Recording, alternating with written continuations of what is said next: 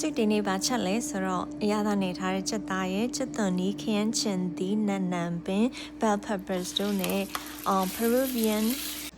dish တစ်ခုဖြစ်တဲ့ pollo saltado Peruvian stir fried chicken လေးကိုလုပ်စားမှာဖြစ်ပါတယ်။အရင်ဆုံးရတာနေထားတဲ့ချက်သားကိုချက်ပါတယ်။ချက်သားချက်နေတဲ့အချိန်တွင်းမှာပဲစုက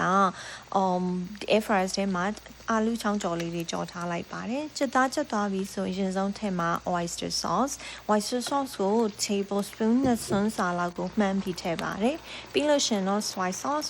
ဆိုလည်း tablespoon နဲ့စွန်းစာလောက်ကိုမှန်းပြီးထည့်ပါတယ်။အဲ့ဒါပြီးရင်တော့ white vinegar ကတော့အချင်းပေါက်နည်းနည်းပို့ကြရင်တော့ပို့ထည့်လို့ရပါတယ်။ဆိုတော့တစုံခွဲတာလေးလောက်ကိုပဲမှန်းပြီးထည့်လိုက်ပါတယ်။နောက်တစ်ခုက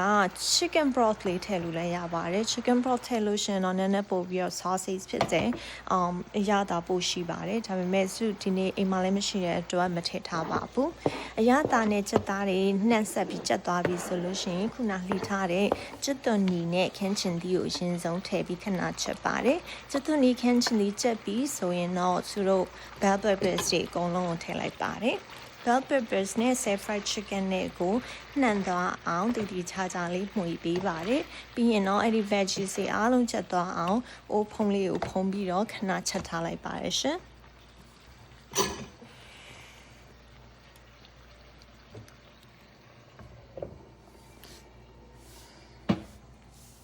ဒီ veggies တွေအားလုံးချက်သွားပြီဆိုလို့ရှိရင်တော့ခုနသူတို့ air fryer မှာကြော့ထားတဲ့အာလူချောင်းကြော်လေးတွေကိုထည့်ပြီးတည်တည်ချာချာမှုီပေးပါတယ်ရှင်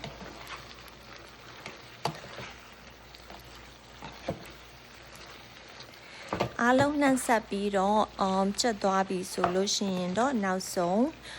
နန်ဒန်ပင်လေးအုပ်ပါတယ်နန်ဒန်ပင်လေးအုပ်ပြီးတော့အပေါ်အောက်နန်ဒန်ပင်လေးကိုနည်းနည်းလှန်ပေးပြီးတဲ့အခါမှာအိုးဖုံးလေးပြန်ဖုံးပြီး2မိနစ်3မိနစ်လောက်တည်ထားလိုက်ပြီးဆိုလို့ရှိရင်တော့